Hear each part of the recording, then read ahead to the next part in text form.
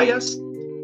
10 a.m. Pacific time on a Friday. You know what time it is. It's time to talk Saturday. SoCal Saturday with us here on the Horse Racing Happy Hour presented by our friends at AmWager. Hanging out with Barry Spears. I'm Louie Rabaut. We got you for a 9-race card there tomorrow at Santa Anita. Very excited to dive into this one. Shorter fields in some, Barry, but some, I think, really competitive races in other spots.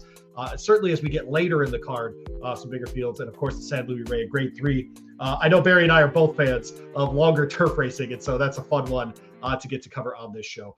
As well, Barry, how you been, man? How was last weekend? And, of course, you know, a big thing going on this week, a couple of 100-point preps on the Derby Trail. So an interesting layout for us that are – those of us that are handicapping the races in California, for example. Half the jocks are at Turfway or at fairgrounds, right? And so we're seeing some of the I don't want to say lesser knowns or whatever, but there's no Flavian, there's no Umberto, there's no Frankie Dettori, there's no Mike Smith, etc., etc. Interesting day tomorrow, no? Yeah, absolutely. When the mainstays are away, some chaos usually ensues. So that's what I like to see. Yeah, I agree with you. I think that makes it a considerably more interesting day. Tomorrow, want to remind you about our friends at AmWager. They make all this happen for sure. So get the AmWager edge right now at amwager.com, amwager.com, online betting platform designed by horse players for you, the horse player. Speed, power, top-tier features, predictive odds, conditional wagering. Hey, everything from a simple win bet all the way up to a pick six. They've got those tools to help you bet smarter. They've got the match right now going on. You deposit, they match it. 100% deposit match up to $150. You need an edge. You need AmWager. So get in with our friends right now over at AmWager and AmWager.com. All right, Barry, race 1 at Santa Anita tomorrow is a maiden 62.5, or you can buy it down to $50,000, excuse me, if you are willing to take the weight allowance here. Mile on the turf, purse is $40,000 in here. Barry, I always look at these races, you know, when they're at Keeneland or Oaklawn or something like that. And it's maiden 150,000. You know, it's like, no, it's not. It's not a claimer. Stop it. Like, I know it has to go in the form as a claimer, but don't do that. And so 62.5 for a turf horse running in maiden out west. Probably not too many claims coming out of this one. But if you had to claim one, who would you lay it on here, Barry? I'd land on number 3, Smiling Tizzy. I know this horse went long first time last time. And that is good enough for me and good enough for this race. I think this horse is just towers over this field, running style-wise, everything else, and I don't see too many surprises here. The only other one that I was very interested in is Dirty Words, the one horse on the inside for Phil D'Amato. It's a horse that's going to stretch out in this spot, Barry, and this is something that Phil D'Amato does well. Second off the layoff here with this one. Sprinter out at 15%. He does win in maiden claiming company at 20% as well. I just think this sets up well. And with, you know, jockeys are away, the mice will play in this case. I think a guy like Antonio Fresu could be one of the great recipients of, you know, of guys being out of town this weekend. So the 9-2 price really interesting to me. And we'll see. And I think it's one of the themes of the day, Barry. Horses stretching out, right? So we're going to see that in a lot of these maiden races where horses were running at 5.5 and 6 and are trying a mile, which we see quite often in California. Who'd you have in the second spot here? I kind of threw one downfield in the second spot with number 6, Missile Cruiser. This horse ran okay first time off the bench at this same level and kind of stepped up in class last time, gets back to this level. And I think, you know, and ran actually behind Smiling Tizzy, the 3. So I think those two will kind of dominate this. And your horse, actually, funny enough, there's a scenario where this horse gets loose on the lead and just trots. Correct. So, you know, that's definitely in the works here. So this, for a small field in the first race where it looks kind of like, if you're not really doing your homework, it looks set up for the favorites to win. Right. This is actually a more difficult race than it seems. I have 4 horses listed out of 7 that I thought were interesting. Like the 4 horse in here is 20-1. Second timer in Jumper Cables. Should not be in my handicapping because I just wrote that down wrong. What I meant was the 5 horse here in Flexible Terms is coming off of the layoff here and entering that O'Neill barn. And we've seen stranger things than Doug O'Neill grabbing a horse off a claim like this, putting him in a good spot like this, coming out of Turfway. You know, he does the synthetic thing as well because he has a string at Turfway Park. So Doug O'Neill, I would trust in this spot too. Orontes might be another jock that really benefits from a shorter jockey colony this weekend. Race 2 on the card here is a 7 furlong dirt race for $32,000 claimers. This is for 3 or 4-year-olds which have never won 2 races. So non-2 lifers in this one, Barry. I'll go first here. I'm a little chalky. I've got the 1, 2, and 3 on top. Not necessarily in that order, but yes, exactly in that order. Valentine's Candy for me on top, under Arantes last time. They tried the turf. We're going to get off the turf, get back to 7 furlongs here in this one.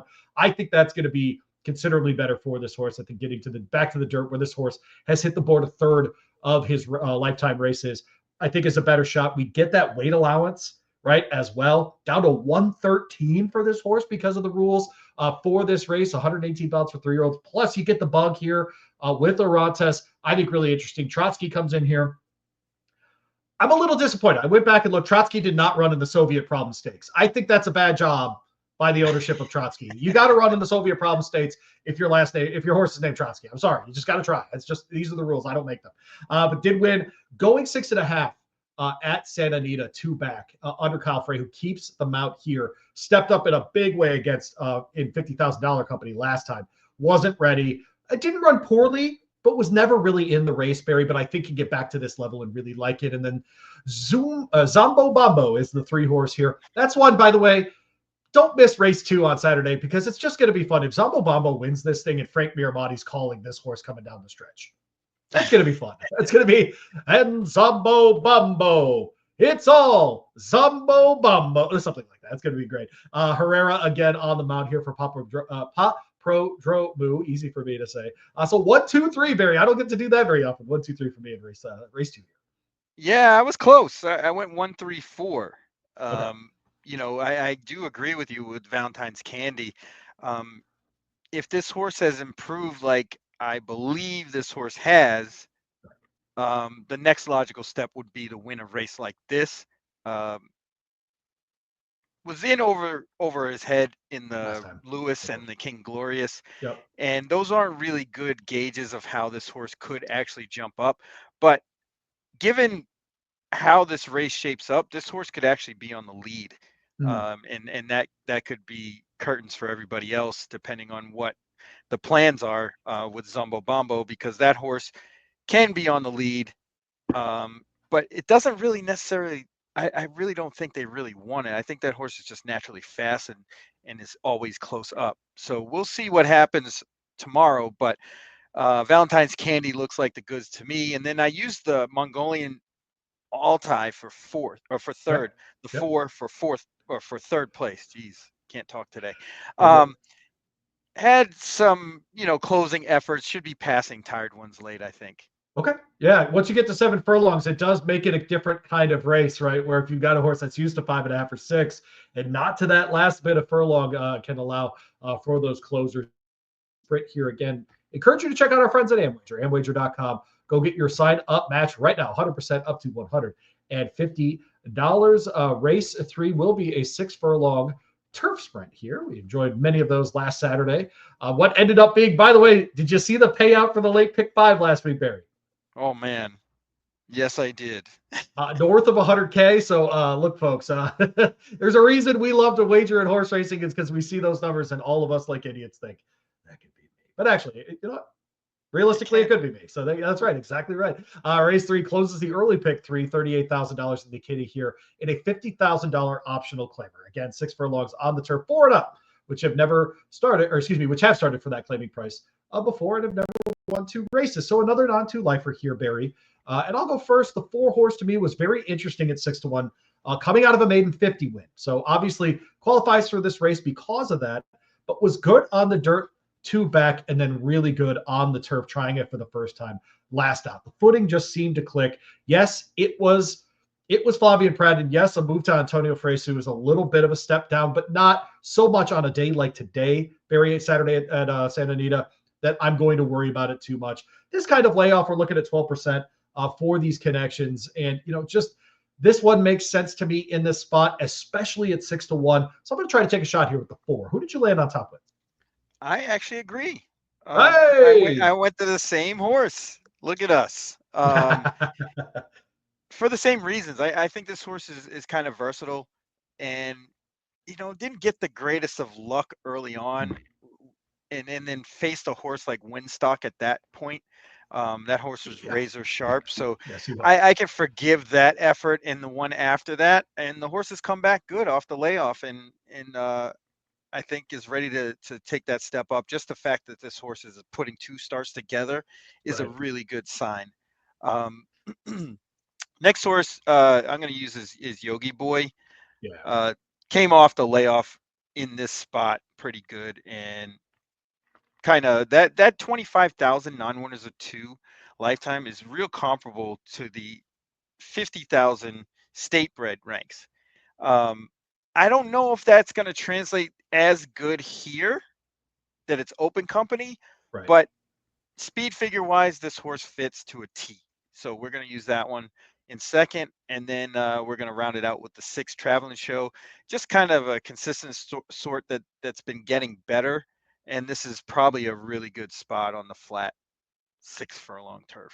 Yeah, it was really good last time on the flat 6 furlong turf. I appreciate that. 3 that you bring that up. 3 finishes going in second place. So half of this horse's starts at Santa Anita have been either a win or a place in travel and show. News at 10 is interesting in here at 8-5. I left that one out of my handicapping as far as Pixbury because of the price, but not because I don't think the horse can't win. I would rather take a shot like you on the 4 horse here at 6-1 than get 8-5 on a horse that didn't win last year in 7 tries, and I can get a horse in Mr. Leisure who's already won this year, right? And so just a little bit of a mentality shift for me there as far as not just obsessing on talent, but rather just, hey, what have you done for me lately here? And Yeah, so that two things though. News at 10 is better on the flat, but it agree. just seems like this horse really doesn't want to go 6 furlongs I agree. or needs a little class relief, because I think this horse there's something that's just not clicking to get this horse over the hump, and it might be just this class is just a shade too It's a good. little too much. Yeah. Right. I mean, this horse had 7 chances and couldn't seal the deal. I don't know how that trend changes. I would also think that this horse wouldn't be favored. I think by the time we get to the post, I think you're right. I think that's probably going to come down unless people just stick on speed figures and they get stuck there. If they get stuck on speed figures, they're going to stay with that horse. But this horse, again, has not won since it was in Dundalk. So in North America, this horse is over. And I'll play against it 8-5 for sure with that one. We move on to race 4. We're previewing the Saturday card at Santa Anita. If you happen to be new with us, he's Barry. I'm Louie. We hang out here every Friday and talk through the Saturday card, including the feature, which we'll talk about later on in the card in race 7 in the San Luis Rey, a 1.5-mile turf race over that downhill turf, and then a little jaunt on the dirt, and then we stay back on the grass the rest of the way there. At Santa Anita, race 4 is a mile race on the dirt, common distance there, same start and finish line for this one. $38,000 purse and a $50,000 optional claiming price in here. Barry, I'll let you go first on this one. It's some names that we've seen before that tried higher levels or at least have been bouncing around in the maiden ranks that you and I have seen in this one. Shorter field of 5. There is a 6-5 favorite in here. Where did you land? I ended up throwing one sort of downfield. I know this is a short field, but I went to the 4 Malibu Rocks.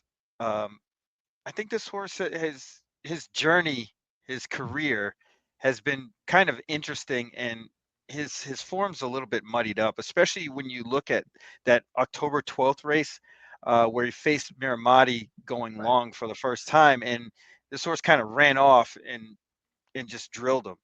Yep. Then they went to the turf, which is not this horse's preferred surface, as you can see from the 2 starts. Comes off the bench January 23rd, runs lights out in the maiden, Yep. then comes back and runs a really good race, despite what the line says. I thought this race was pretty good against some hard-knocking types. Didn't get the best of trips, was a little bit slow, and this pace scenario kind of fits this horse's running style. Anything short of a bad start like last time, this horse should be right there. I landed on the 3 Looks Rare out of the O'Neill barn just because this is such a classic O'Neill move. The horse was looking good on dirt, and then 23 ends. He brings us the horse needs a year off. Comes back a year later in September of 24, and he's like, you know what we're gonna do? We're gonna go long on the turf. And then he brings a horse back in March of this year. It says, we're going to go along on the turf again. The horse runs out of gas. And poor Jose Ortiz was in to drive that day for Big Cap Day. And now we get back to dirt where I think this horse does its best work. And if you look, the maiden win was over this course, over this surface, etc.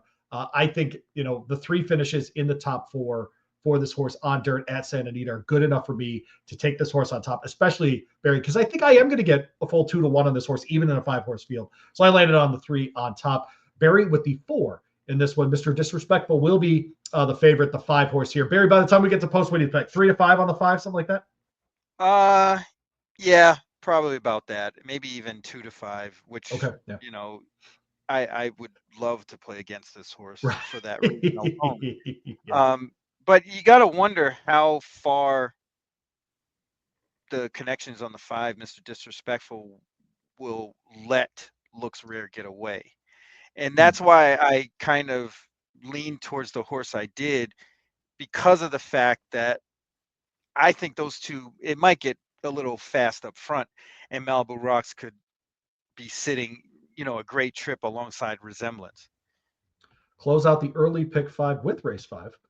It is a turf race, 6 furlongs on the flat. There. On the turf, it's an optional, allowance optional claimer, AOC. 67,000 in the purse here, Barry. 50K if people want to put their horse up for the tag. It's for non-2 lifers at a higher level, so we do have a couple of horses that have won multiple races. We have a great second place finisher in Player B. The 4-horse who has 3 runs this year already and has finished second in all 3 of them. In this race, though, I actually give him a really, really good shot here. I think Player B is an interesting one in this spot, but money makes money, which is the theme of this show, by the way, is the 3-horse in here for Kazushi Kimura and Mark Platt. I thought looked really good coming down the hill last time. Did its best running, though, in a maiden breaker over the flat, over 5 furlongs at Del Mar. And if that horse can put together that kind of stalking trip against Barry, I'll take the 7-2 all day. Trust Kazushi in this spot as well. Coming off the layoff here, the second off the layoff, I should say, that's a 17% angle for Mark Ladd as well. So I'll go ahead and run with that. And Kazushi Kimura, by the way, 4 for their last 17 at Santa Anita as well. Good number there. So I'll land on the 3 in this one. Yeah, I went to the 8. Schwarzmeyer. With the idea that this horse can press from the outside and okay. kind of force Money Makes Money to kind of really outrun him. Okay. And I think that kind of trip might be okay here, just for the fact that, honestly, if I were to, or if this race were to be run down the hill, I would totally pick Dancing Rinka, but it's not. And I think Dancing Rinka can get in the way of Money Makes Money. And then that might make all the difference as to who wins and who doesn't. Because Agency, I would think, will try to force the issue as well. And that kind of puts Money Makes Money in a precarious position of either going on with it and trying to force the issue up front or pulling back slightly. And just that sort of decision, it just puts this horse in a bad spot where I know, or I think I know, that Schwarzmeyer is going to be pressing from the outside and get a better stalking trip that way. And that's really the difference of me picking the 8 versus the 3.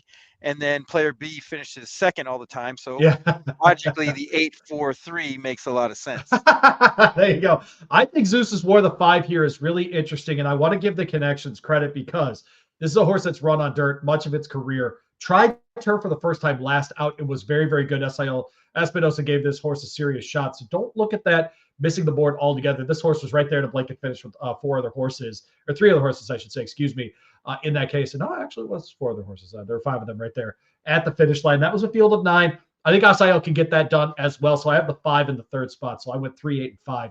I got the 4 in the 4th spot, but we know you're right. That 4 horse is going to find a way to finish in the top 2. Leave that one out of your exactas and trifectas at your own peril there. So that closes the early pick 5.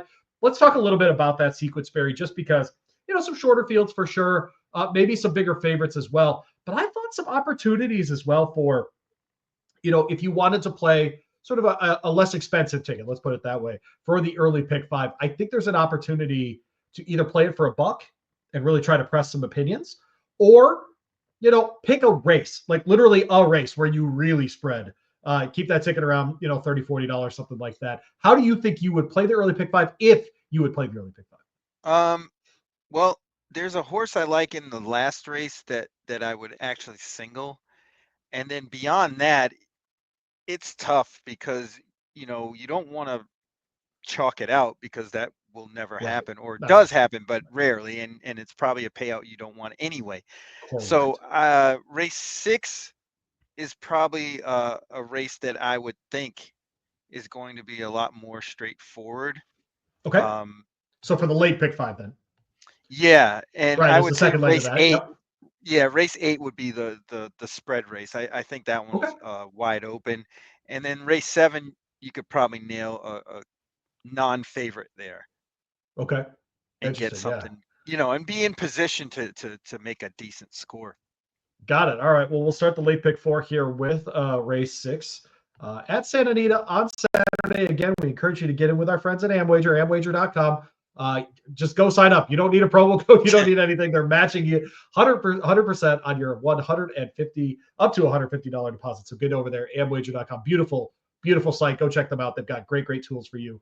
The horse player. Race 6 is a maiden 20, 6.5 furlongs on the dirt course here. This is for 3, 4, and 5-year-olds. The older horses carrying 126 and 3-year-olds carrying 118 pounds. Barry, I'll let you go first here. A 2-1 on a horse that hasn't won in 12 tries. I don't even need to look at our collective show sheet here to know that you're not playing that horse.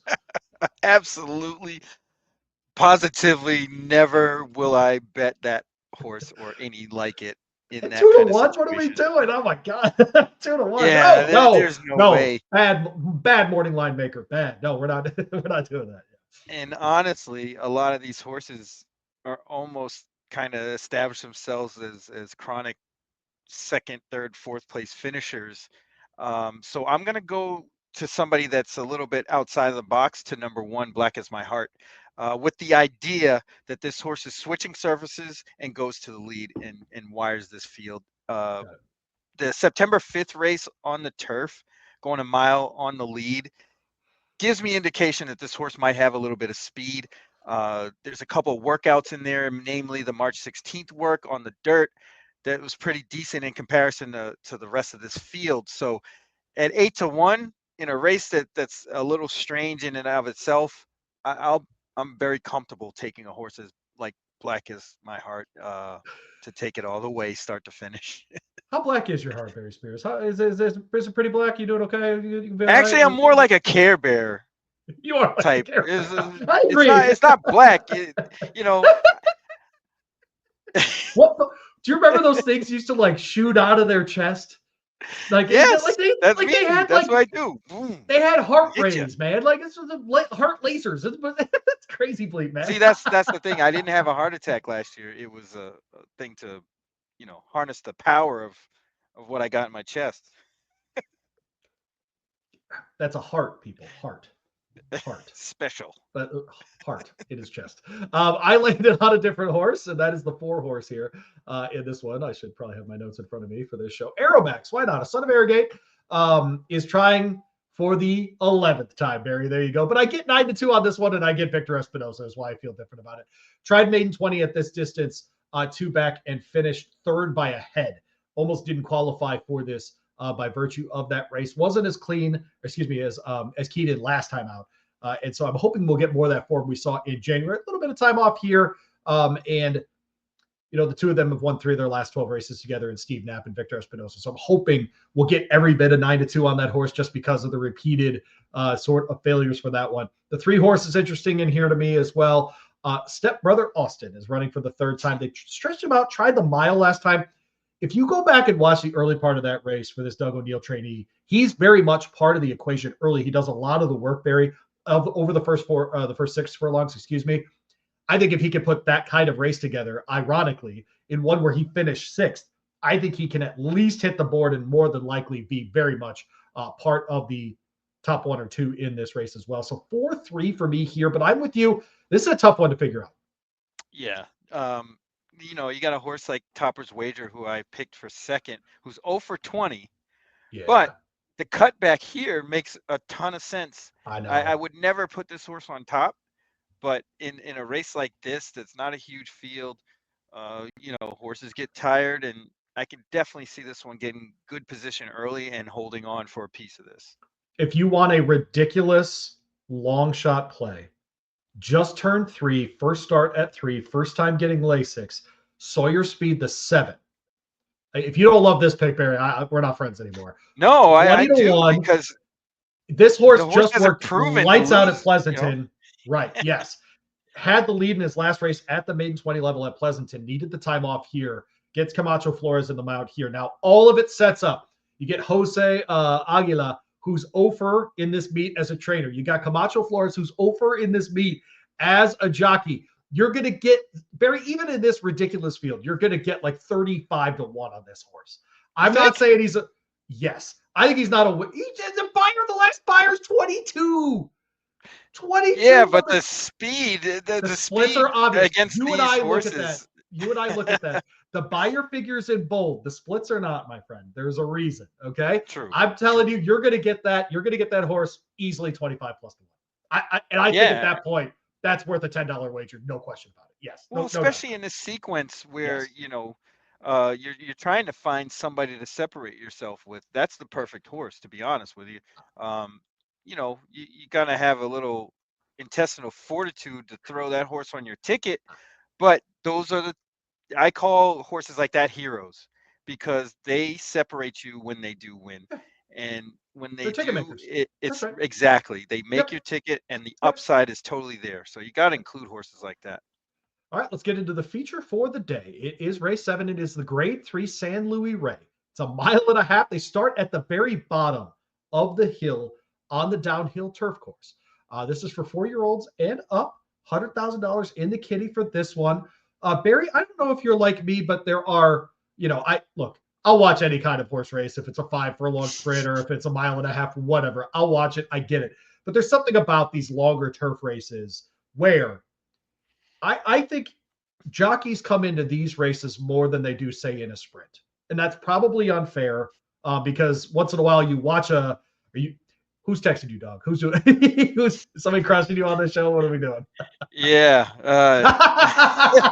No, we sent my daughter to get a haircut. So yeah. Oh, okay. All right. So she's not watching us handicap this ridiculous race. Okay. Unfortunately. But some interesting ones in this, and you made the case earlier that this might be a spot even with some proven horses in here, horses whose names we know from higher level stakes in this, grade 2s, grade 1s, that kind of thing, who are dropping into this company at this distance, and Easter comes to mind. You're going to try to beat that horse, I assume, in this sequence, yes? Not Easter, but Gold Phoenix, sure. Okay. Okay, got it.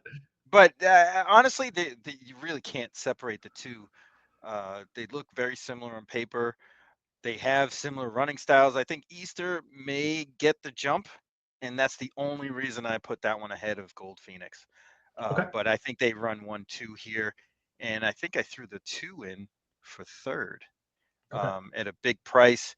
Who, Mike Smith, I have to respect the way that he'll probably ride this horse in this race. Because he probably won't have a shot or think he'll have a shot. So it's kind of going to be one run. And that might do it to get this horse into third. And hopefully, for my sake, he's in the try. Yeah, it's interesting because you think of 1.5 mile races as being exclusively the company of more plodding closer types, right? You really do. Except in American turf racing, it's amazing how often someone's able to raid on the front and just hold on. Most recent example I could think of in a super high level race like this was the United Nations get smoking at Monmouth Park last year. Just got the lead, and Fernando de la Cruz just rode them all the way in. And so I'm with you, Barry. I think pace is an underrated part of these races in that if a Hector Barrios or something like that can get the lead and just keep it, I think he could be a real problem, which is why I'm going to try Atitlan, the 8 horse on the outside here. Was last seen in the San Marcos, and that was a rare case where the turf course was listed as good. Otherwise, on firm, this horse is considerably better, 5 times hitting the board in 7 runs. If we go back to that Twilight Derby that was at Santa Anita. It was over a mile and an eighth last year in the grade 2. If we get that kind of performance out of this horse where he is literally sitting right behind the leader, I think Hector Barrios can pilot this one in, and I think 8-1 is more than a fair price for a John Sheriff's trained horse in a graded stakes like this. Am I crazy to think that horse has a spot, Barry? No, not at all. Because if you look at the way the race shapes up on paper, the 4 Balladeer and Midnight Mammoth, the 5 should be out in front by a lot. And it's really after that where everybody else kind of aligns themselves to attack those 2 top horses. Your horse, the 8, will probably get first run. Right. So that's not, and if first run, it could mean a lot of different things. Yes. But if this horse could be just way out in front of everybody as soon as he takes over the lead, and that could be all she wrote. And I've seen it happen a lot at Santa Anita in that same way. So it's not out of the question at all. Yeah, the other one that's interesting here too is Devin Propos, the 7 horse here, the D'Amato Gonzalez combination. This horse was very good in a 1.3 ace optional claimer at Del Mar last year, and then they moved this horse straight into just the toughest races in Southern California, over 2 turns on the dirt. And Gonzalez gets them out here for the first time. Once in a while, a change does you good, as we learned from Sheryl Crow many years ago. And I do wonder, you damn right that's a Sheryl Crow reference in 2025. You damn right. I wonder if that's the kind of horse. I don't think it wins, Barry, but I think that's the kind of horse that could really spice up an exacta. Yeah, absolutely. You find things like that to kind of create value in these kind of races where on paper, at least it looks like the favorites are going to dominate. So yeah, finding a horse or 2 that can kind of run up and finish in the money is a very valuable thing. Late double starts with race 8 on the card here. $20,000 claimer for non-3 lifers. We're going 6.5 furlongs on the dirt, running for $26,000 in the purse. We see Havoc and Navy Man in here at shorter odds, Barry, at the 1s and 2s. I'm going to try a longer shot here with the 8 horse. And by longer shot, of course, I mean 7 to 5. I'm just kidding. Jerry Spirit's in here. I have a feeling you're going to disagree with me on this one, but hear me out. I think this one at this level and at this distance makes a lot of sense. And this is a big drop in class, actually, from the starter allowance this horse was in last time and was the favorite in last time. I do wonder with Aguilar, and I think this is a good fit. I think this is the kind of horse, once in a while, a jockey just fits. I think that's what's going on here. We're now second off the bench. Last time this horse was second off the bench was out of a maiden win against winners, and still finished third, a good third, going a mile for the first time. So this horse is just a gamer. We've gotten back to sprinting with this one. The last 3 out. I think when we got to the later parts of 2024, this horse was just tired. They gave the horse 2 months off, comes back in February, wins immediately over the Santa Anita dirt at the $50,000 optional claimant level, dropping in for 20 here, Barry. Tell me why 8's not going to win. Oh, man. Just the fact that this horse is dropping in class off of a win is not healthy for my psyche. Sure. I just have a lot of question marks about this horse in this spot. It's like I was saying earlier how the 20,000 non-winners of 2 kind of fit with this $50,000 level, but only in the state breds. This is open company. Right. So it might be a little bit different. I tend to view it as a negative, but honestly, if you look through the horse's past performances, hasn't proven to be worth more than 20,000. I agree. So this plus could he's be gelded. I mean, spot. Right. Yeah, he's gelded. I think actually the likelihood of him getting claimed. I mean, what does he earn lifetime? $42,000. We're running for a $26,000 purse here, Barry. I actually think this is a reasonable spot for him where he can just pick up another win, maybe get some confidence there too. I wouldn't be surprised to see him. Has he run at Los Al before? He has. I would not be surprised to see that horse they've started to do more like 1,000-yard kind of like $50,000 sort of stakes. He'd be perfect for that. Yeah, right. Exactly. And that's why I'm betting against him. I just don't think. I just don't want that. Not in this race, and not. So who do you have on top? More opportunities. I have the 10 on top. Okay. So I'm throwing one downfield a little bit. Yes, Tequila talking. I think this horse gets a good trip from the outside to press and stalk the pace. ran a real good race last time at this level, and Yep. then even 3 back ran a pretty good race at this same level. It's just a make or break here or there as far as where, or when this horse wins. But I think being in position makes all the difference, especially in this race where there's going to be some speed up front. And I think if this horse inherits the lead at the top of the stretch, they're not going to catch him. Got it. And that's ideally what I'm looking for. And the price also 12-1. That would be I have great. a different long shot. Second is the 9 Rogue's Son. Ran at this level last time. Is going to drop a little bit of weight here, but I thought looked good. It was lost at the beginning, was tipped out a bit, and then kind of made some progress later on. But if you look at the last time this horse won, it was with Kazushi Kimura, and it was at Los Al. It was disqualified in place third, but the best running this horse has done is under Kazushi. A first, a second, and a third with him. So I am interested to see him getting back aboard for Craig Lewis. And I think 15-1 is probably the right price, Barry. But I think that's one that I'll probably try the old 8-9 exacta in this spot. There you The go. closer. There you go. The closer here. You love a cold. If people don't know, my man Barry Spears loves a cold exacta. He just does. Loves a cold exacta. Trust your opinions. That's my guy, Barry. So there you go. Again, it's funny.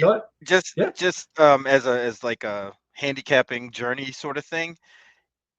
As I went through learning how to play the races and play it better, I learned that sticking to your opinion and pressing your opinion is probably the best way, because being indecisive will cost you money because you add on tickets and you try to back yourself up and so on and so forth. So I am very comfortable playing it straight and then moving on. If I don't hit, I don't hit. And then I'm on to the next race and executing my plan. So doing that actually helped me stick to the plan when I go to the races and play the races. So that's why I tend to do stuff like that.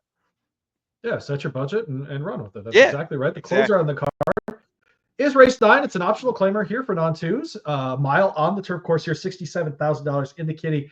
We will see Phillies Mirrors 4 and up in this one. And a solid field of 9 here. I know you like a second-time starter on the outside. Barry, what is it about a second-time starter that us handicappers just love? Because I do too. I'm with you. Yeah, because the horse is going to get better. I mean, just even in your own personal life, you do things once, you're probably not as good as the second time you did it. There you go. The same happens with horses. Defiance ran a really good race. First time out was really wonky. Didn't get the best of starts, was out wide, then back inside, then back outside. I think part of that was the rider too. So, and still managed to win despite all of the nonsense. Right. I saw this horse school last week. You know how like John Wick, they have the Assassins Network. Well, we got a Snipers Network, and I got the video and everything. This horse looks amazing and well behaved. So I expect this horse to be a lot more quote unquote put together this time and run lights out. Honestly, if I didn't have to pick 2 other horses, I would have just picked the 9 and called it a day. Love it. Okay, that's awesome. Okay, that's a really strong opinion. That's the good stuff. The other part is we use the term professionalism a lot with horses, right? And when you can see a horse that gets it this early in their career, Barry, I mean, for ownership, for trainers, it's got to be super exciting, number one. But for horse players as well, one of the things I would say this: if I follow a horse, Barry, and I bet on it multiple times, it's because I expect that horse to give me an honest effort every time, right? It's that kind of thing. And so with a horse like this in the 9 horse Defiance, you're banking on the first race being emblematic of what this horse is, but also that work in the paddock where the horse is getting used to race day conditions and does a good job of it, means that the horse is also very likely to rebound and run well again the second time. I have that horse in second spot. I have the 6 1 spot ahead. Barry, the only difference here is the 9 horse went down the hill last time and is moving to a mile. I'm not arguing with that angle at all because we've seen that work so many times at Santa Anita. So I'm not going to argue with that angle. I just think Eternal Reign has done it twice. Won the maiden special weight race and then came back against winners last time. It looked really, really good. Did lose to Prancing Through Paris last out by a neck, but I think can get back to that kind of form again. I would only use the 6 and the 9 nice in this ticket to move on as well. But if you're looking to fill this one out, I think the 4 horse is interesting here in wordplay. The English bred here, the daughter of Saxon Warrior. When's the last time you heard the name Saxon Warrior? How about that, Barry? That's a good one. But comes in here for Hector Berrios as well. I really mostly just like the price here, 6-1. Horses won third place 3 times in 3 attempts at the distance. So maybe I do a cold 6-9-4 try. Why not? Let's go in the last race there at Santa Anita. After those top 2, Barry, do you have someone else that you think can pick it up? And go ahead and unmute yourself. Yeah, the 3, Needlepoint. Nice. I think this horse could have used that last race and was way far back, was off slowly, looked like a horse that ran a race that he needed. Should probably be better this time. I do expect this horse to be closing late. And, there's some scenarios where this horse could win. So don't take too lightly. But yeah. I like the 3 to round out the 9-6-3 try cold. Let's do it. Yeah. A little cold try. I just, we talked about second time started. That's a horse with a second time start in North America, right? So going to be more familiar with things and with the course itself and walking out, doing the schooling in the paddock and all that stuff. So hopefully get some value there. I think I would be remiss to not at least ask you what you're watching for those Derby preps tomorrow. I'll give you quick ones. Can John Hancock get the distance in Louisiana? If he can, we got another Brad Cox monster. Great. And if and then built on paper, far and away the most consistent horse in Louisiana. Can he come back and run again? Was Magnitude simply a freak for a day, and other horses catch up? And in the Ruby, Poster's coming out of that Remsen and hasn't run since then, making a debut at a 100-point race. I don't love it, but California Burrito, can that horse go ahead and win again after his win in the Battaglia, really cement his spot and be the best off the synthetic since 2 fills? A couple years ago? I think those are the headlines for me this weekend, Barry. Yeah, no, you definitely nailed it. I just think Brad Cox is holding all the cards in Louisiana Derby. I like both his horses there. John Hancock stretching out. I mean, he outgamed Owen Almighty, who is a tough horse. He's been a runner since day one. And for that Owen horse, Almighty's awesome. It's okay to say. He's awesome. He is awesome. And awesome. On the stretch out for the first time in a stake race, he outgamed that horse. I think that goes a long way. The only question mark for me is whether or not that horse can pass horses. And that's I don't know if we're going to see that, but it's definitely there. And then in the Ruby, I like Flying Mohawk, the 5. I agree. Gosh, man, 15-1. We're getting none of that. We're getting I'm just going to worry. We're getting 4-1. Not now. You keep touting it. No. I mean, I tout it. You settle down over there. By the way, Horse Racing Happy Hour live at Turfway tomorrow around noon Eastern time, 9 o'clock Pacific. So you can tune in for all that coverage as well. He's Barry Spears. I'm Louie Rabaut. This has been another edition of SoCal Saturdays with our friends at AmWager. Make sure you get in with them and check out their deposit bonus. 100% match up to $150 for new customers. A beautiful site to use. amwager.com. Go check them out over there. For Barry Spears, I'm Louie Rabaut. Thanks so much for spending part of your horse racing weekend with us. Good luck with all those wagers tomorrow at Santa Anita.